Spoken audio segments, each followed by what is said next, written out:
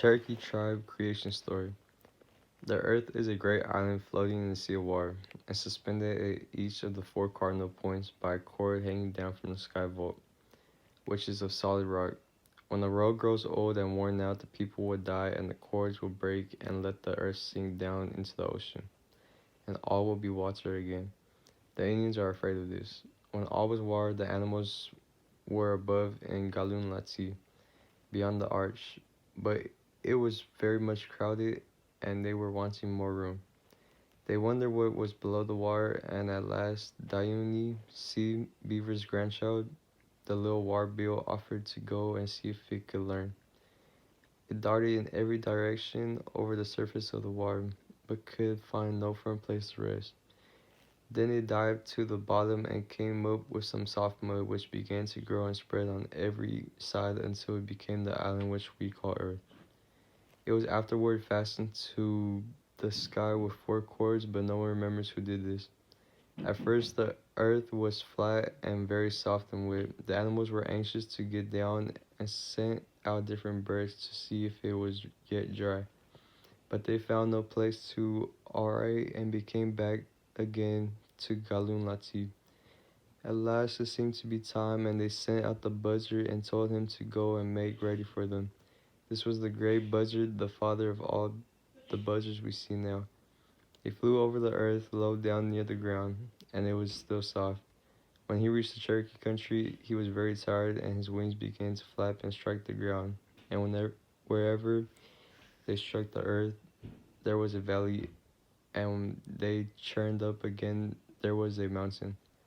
When the animals above saw this, they were afraid that the whole world would be mountains, so they called him back, but the Cherokee country remains full of mountains to this day. When the earth was dry and the animals came down, it was still dark, so they got the sun and set it in a track to go every day across the island from east to west, just overhead. It was too hot this way, and Tasiki Gali, the red crawfish, had his shell scorched a bright red so that his meat was spoiled, and the turkey did not eat it. The conjurers put the sun another hand breath higher in the air, but it was still too hot. They raised it another time and another until it was 7 handbreadths high, and just under the sky arch. Then it was right, and they left it so. This is why the conjurers call the highest place Gilqua King di Galun Lation, the seventh height, because it is 7 handbreadths above the earth. Every day the sun goes along under this arch and returns at night on the upper side of the starting place.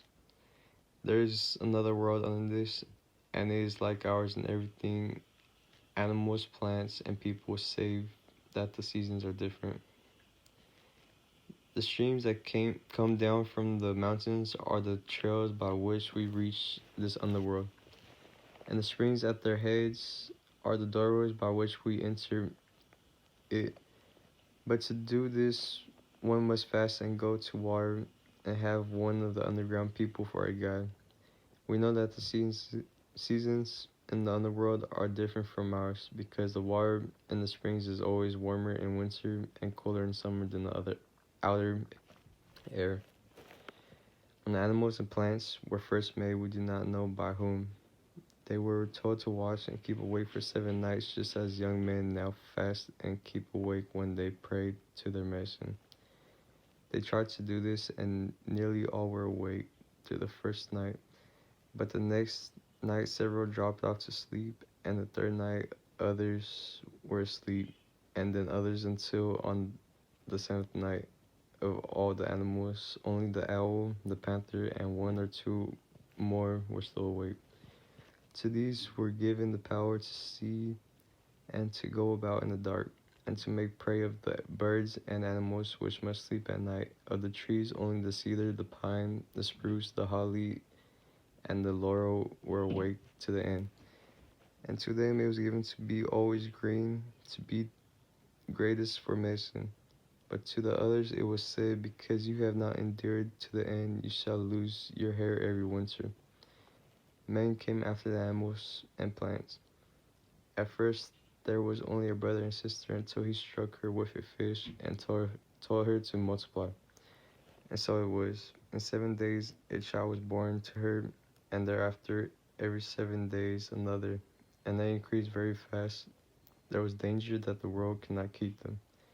Then it was made that a woman should have only one child in a year, and it has been so ever since.